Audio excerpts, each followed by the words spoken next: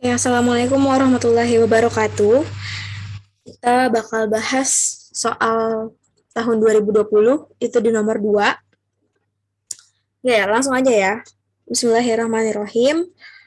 WHO ini mempelajari tentang diferensiasi sel punca atau stem cells menjadi sel hati atau hepatocytes. Nah, apa itu diferensiasi? Diferensiasi itu kayak semacam pendewasaan. Pendewasaan, ya. Pendewasaan sel punca. Apa itu sel punca?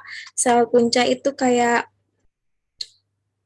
sel yang belum memiliki fungsi yang khusus, sehingga dapat diubah, dapat disesuaikan, gitu. Dan dia itu bisa memperbanyak dirinya dia.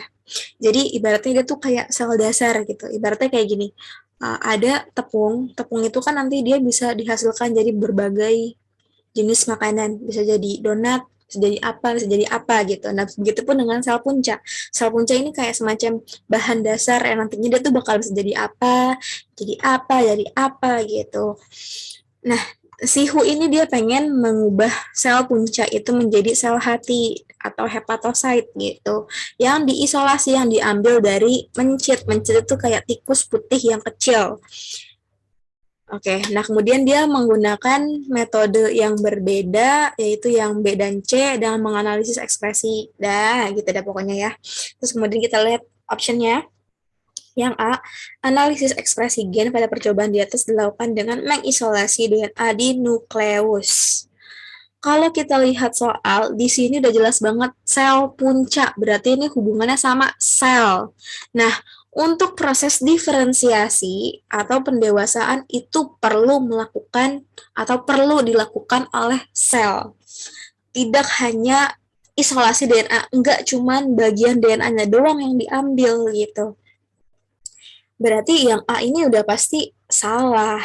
Karena uh, proses diferensiasi, proses pendewasaan itu nggak cuman dibagi atau diambil isolasi DNA-nya aja, DNA-nya doang gitu. Kalau kita mau misalnya melakukan PCR, oke lah kita bisa mengisolasi bagian DNA-nya. Atau misalnya kita mau memperbanyak replikasi DNA, oke lah kita bisa menggunakan DNA-nya aja. Tapi kalau untuk diferensiasi, dia nggak bisa cuma ngambil DNA-nya aja. Dia harus keseluruhan selnya harus dia ambil gitu. Berarti yang option A salah ya. Yang B, gen TBX3 merupakan gen penanda hepatocytes. TBX3 itu yang ini. Jadi si WHO ini, di sini kan ada 4 tabel ya.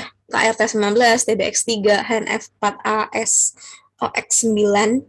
Dan di sini tiap-tiap tabelnya itu ada A, ada B, ada C. Nah, A itu merupakan sel hatinya atau hepatocytes sebagai acuan. Jadi ibaratnya dia itu kayak untuk kontrolnya gitu, yang tidak diberikan perlakuan, tidak diberikan metode. Jadi untuk yang B dan C itu dia beri perlakuan. Contohnya misalnya gini ya, dalam melakukan penelitian itu dia harus ada bagian kontrol dan bagian eksperimen. Bagian kontrol itu yang mereka itu nggak kasih apa-apa, yang nggak mereka kasih perlakuan apapun. Sedangkan kalau yang eksperimen, dia itu harus dia lakukan perlakuan. Misalnya untuk meneliti tumbuhan nih, dia beri perlakuan dengan sinar cahaya matahari, atau misalnya dengan disiram air gitu, atau misalnya media tanahnya yang berbeda-beda, pokoknya dia kasih perlakuan deh. Sedangkan kalau misalnya yang kelompok kontrolnya itu mereka mereka mereka nggak taruh sinar matahari, mereka nggak kasih media tanam yang berbeda gitu. Pokoknya dia nggak kasih apa-apa pokoknya. Nah itu yang A. Yang A itu sel hatinya dia. Berarti dia nggak kasih metode apapun gitu. Itu tetap sel hati aja gitu. Di sini soalnya dia bilang nih menggunakan sebagai acuan gitu. Di sini dia bilang, apakah betul gen TBX3 itu merupakan penanda hepatocytes? Berarti ini kan A itu kan hepatocytes. Kalau misalnya dia mau bilang TBX3 itu merupakan penanda hepatocytes, kita lihat ya, grafik B dan C itu dia beda banget sama A, terutama untuk C. Tiba-tiba dia naik tinggi banget, kayak gini. Berarti dia nggak bisa nih kita sebut sebagai gen penanda hepatocytes, karena jauh Gitu. Kalau misalnya kita mau ambil, kita bisa ambil ini HNF4A atau SOX9 ini bisa kita ambil sebagai gap penanda hepatocytes. Karena kenapa? Karena hepatositnya tinggi di sini. Kita bisa ambil. Sedangkan di TBX3-nya dia rendah. Gitu ya, kurang lebih. Berarti yang B salah, yang A juga salah. Yang C, proses diferensiasi menyebabkan peningkatan ekspresi pada semua gen yang diamati. Jadi kalau ini, um, misalnya gini ya, kalau nggak salah, oh, sip. Nih ya, misalnya kita lihat untuk grafik yang KRT19. Dia itu grafiknya naik, ya enggak? Sedangkan kalau yang TBX3 juga dia naik. Nah, kita naiknya dari mana? Lihatnya dari A-nya. A-nya ini kan dia kontrolnya nih, acuannya. Kalau dia naik, oh berarti dia ada peningkatan. Peningkatan ekspresi. Sedangkan di bagian yang HNF, dia turun. Tuh, malah turun. Meskipun di OS dia naik juga. Jadi, di sini dia bilang semua. Padahal tidak semua loh. Nggak semua yang diamati itu dia meningkat. Ada yang turun, contohnya HNF, dia turun. Gitu. Sehingga nggak pas kalau dia bilang semua gen yang diamati gitu ya. Ya, terus kemudian yang D, metode yang D itu lebih baik dalam menginduksi diferensiasi stem cell menjadi hepatocytes. Kalau misalnya kita lihat dia itu lebih baik atau enggak, sekarang ada metode ini sini ada dua ya, ada B dan ada yang C. Mana sih yang lebih baik? Berarti kita lihat yang tingginya itu kurang lebih sama si A. Karena kan A ini adalah sel hatinya dia. Karena kan kita kan mau mengubah sel puncak jadi sel hati gitu. Jadi kita mau lihat kira-kira yang sama gitu ukurannya sama dia. Kira-kira yang sama itu yang B sama atau C sih? Kalau kita lihat nih ya dari yang KRT dulu deh. Yang KRT ini jauh banget loh. Dari A ke C itu jauh banget. Dia tuh mirip-mirip sama yang B, bener nggak? Nih, dia mirip-mirip. Terus yang TBX3 dia juga mirip-mirip nih. Yang C tinggi banget. Terus yang HNF juga nih mirip-mirip A dan B-nya. Begitupun juga dengan yang EOX9. A dan B ini udah apa ya, agak agak mirip-mirip gitu dibanding C. C tuh jauh banget menurut saya. Kalau kita lihat dari gambar deh, ya. Berarti B itu lebih baik, itu betul. Berarti A salah, B salah, C salah, D betul. Itu. Terus kita lihat di nomor mana lagi ya?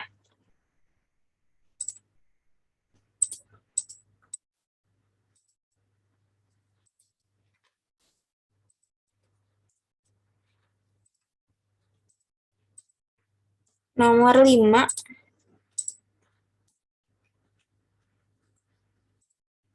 Nomor 5. Michael. Dia juga kalau nggak salah masih tahun 2020.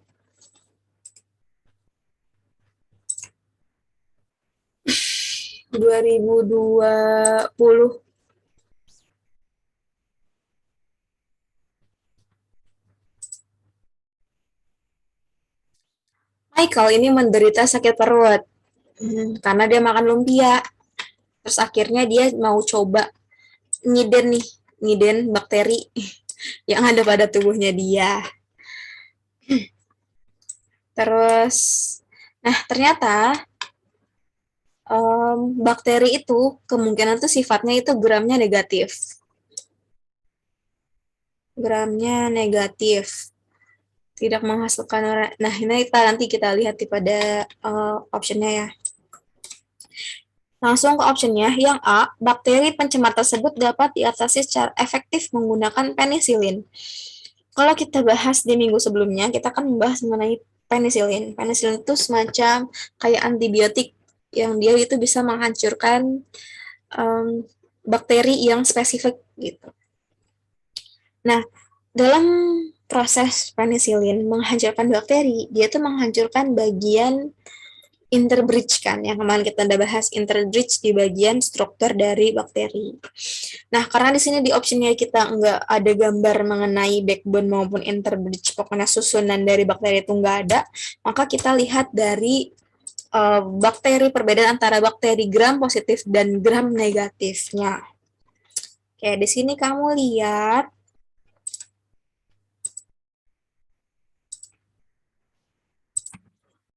untuk yang gram positif, dia itu memiliki bagian peptidoglikan atau dinding selnya itu yang tebal banget. Nih, tebal.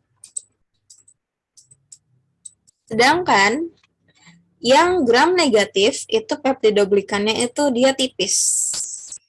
Dan dia itu diselimuti sama membran sel. Jadi ada membran sel, terus peptidoglikan, terus ada membran sel lagi gitu. Sedangkan kalau yang gram positif, dia dari peptidoglikan, bawahnya baru membran sel. Jadi membran selnya cuma ada satu lapisan. Sedangkan yang gram negatif itu ada dua lapisan. Nah, balik lagi ya ke slide sebelumnya.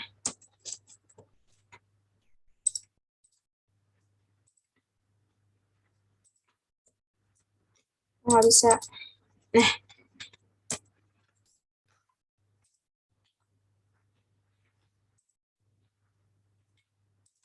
Nah, di sini kita lihat menggunakan penisilin. Kalau yang gram positif dan gram yang negatif.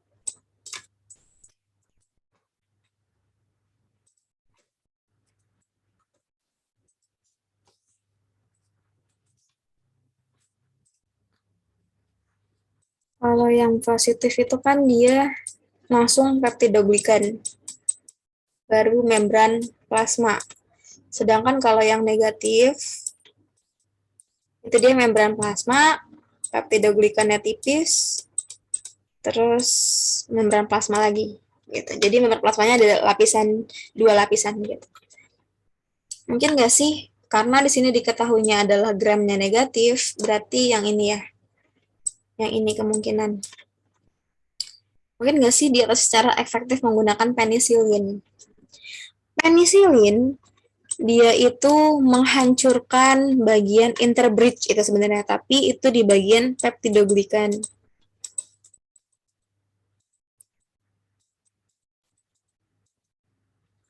Kira-kira antara gram positif dan negatif itu mana yang lebih mudah dihancurkan oleh penisilin? Tentu aja yang positif. Karena kenapa? Karena bakteri gram positif dia itu langsung bagian peptidoglikan. Jadi ketika misalnya ini si penisilin ini dia masuk, dia langsung hancur bagian peptidoglikannya. Sedangkan kalau yang negatif, misalnya penisilin ini masuk, mau menghancurkan peptidoglikan, dia masih bisa ditahan sama membran sel. Ditahan dulu nih, jadi dia nggak langsung ke bagian peptidoglikan gitu. Sehingga yang lebih mudah hancur ya yang gram positif. Jadi ini salah. Gitu ya. Terus kita lanjut option yang B.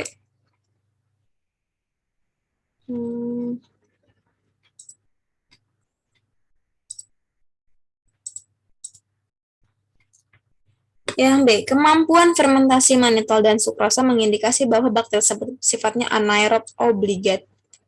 Jadi untuk bakteri itu ada yang sifatnya aerob, ada yang sifatnya itu anaerob. Kalau dia aerob, dia itu bisa hidup ketika banyak kandungan oksigen.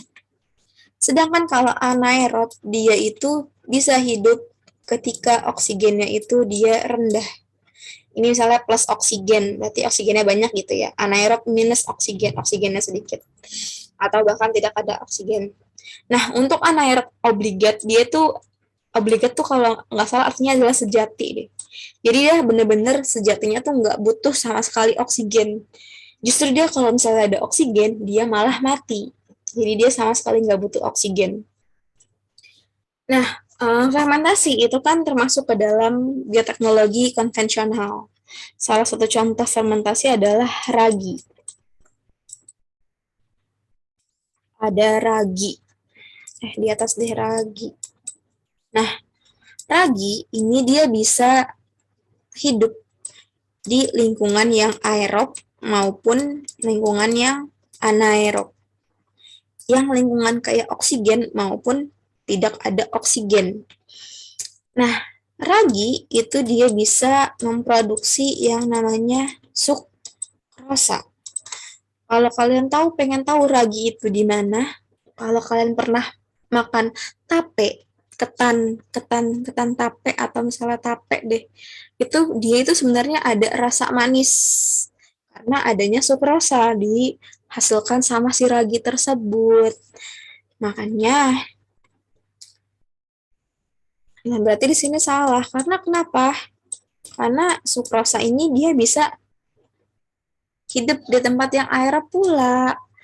Sedangkan di sini kan dia bilangnya anaerob obligate yang sama sekali gak ada oksigen, gak ada kandungan oksigen sama sekali. Gitu. Ini berarti salah. Gitu. Lanjut. Lanjut.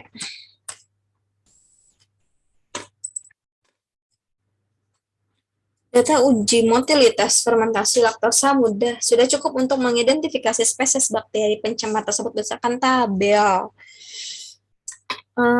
Kalau kita lihat ya, kalian baca soalnya dengan teliti dan dengan baik-baik. Di sini dia bilang tidak menghasilkan urease dan H2S. Ya, kita lihat nih. Ureasenya tidak menghasilkan berarti harusnya minus. Nah, ini benar, benar, benar, benar, ya kan? Dan dia tidak menghasilkan H2S atau hidrogen sulfida. Minus, minus, minus, minus. Gitu. Nih, jadi kemungkinan nih ya, kandidatnya tuh Enterobacter, Klebsiella, Serratia, sama Yersinia. Terus dia serta mampu melakukan fermentasi manitol dan sukrosa. Kalau dia mampu berarti tandanya plus manitol nih. Plus, plus, plus, plus. Bener ya? Nah, yang sukrosnya plus, plus, ini salah. Plus, nah di sini minus. Harusnya kan dia plus karena mampu. Maka dari itu, bagian Yersinia ini kita hapus. Dia tidak termasuk ke kandidat. Karena dia di fermentasi sukrosnya dia minus. Gitu. Jadi kita nggak bisa untuk mengkandidat dia. Jadi di sini ada 3 kandidat. Enterobacter, Klebsiella, dan Serratia. Nah, kita kan udah tahu nih ciri-ciri ada 1, 2, 3, 4. Karena si Michael ini dia ada keterbatasan bahan sehingga belum sempat melakukan uji motilitas dan yang lainnya lah gitu. Mungkin nggak sih kalau misalnya kita uji motilitas sama uji fragmentasi laktosa itu cukup untuk mengidentifikasi spesies bakter pencemar berdasarkan tabel? Cukup nggak ya kira-kira?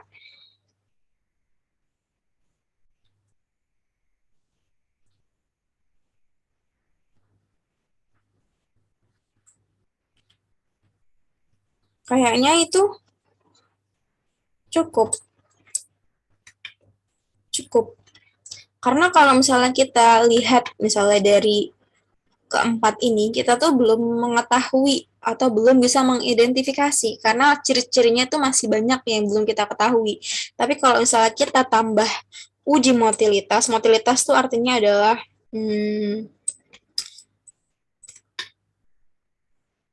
kemampuan melakukan pergerakan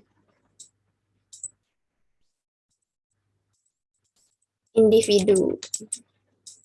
secara independen atau secara mandiri. Contohnya, misalnya, kalau kalian ingat mengenai Kingdom Protista, Protista itu kan dibagi jadi tiga. Salah satunya adalah Protista mirip hewan. Nah, Protista mirip hewan ini kan dibagi lagi tuh jadi beberapa jenis berdasarkan um, jenis dari alat geraknya. Ada yang flagellata, bulu cambuk, ada yang bulu getar atau ciliata, ada yang kaki semu atau rhizopoda. Nah, itu kan salah satu contoh dari motilitas.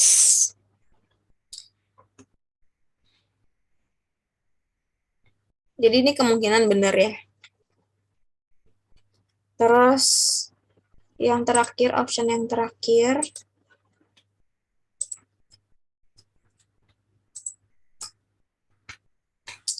jika diketahui bakteri tersebut memiliki flagela, maka maka bakteri tersebut adalah Serratia marcescens. Tadi kan kita punya 3 kandidat nih, Enterobacter yang pertama, yang kedua adalah Klebsiella, yang ketiga ada Serratia. Kalau kalian lupa, kalian back lagi. Karena kita kan sebelumnya kita udah mengetahui nih kenapa tiga-tiga ini, tiga jenis bakteri ini dia termasuk kandidat. Karena berdasarkan ciri-cirinya yang sesuai. Nah, kira-kira kalau misalnya flagella, bener nggak sih dia tuh Serratia? Kalau kita lihat di motilitas ya, di sini yang plus itu ada Enterobacter, ada Serratia. Kalau ini nggak termasuk karena dia nggak termasuk kandidat, jadi kita tidak hitung. Jadi ada dua nih yang memiliki alat gerak, ada Enterobacter, ada Serratia. Jadi kalau misalnya di sini opsinya dia bilang cuman Serratia, ini kurang spesifik. Karena masih ada 2 spesies yang memiliki motilitas. Ada Enterobacter dan Serratia gitu. Insya Allah bisa dipahami ya. Untuk soal lainnya nanti kita akan bahas di pertemuan atau di video selanjutnya. Kurang lebihnya mohon maaf, semoga bermanfaat. Assalamualaikum warahmatullahi wabarakatuh.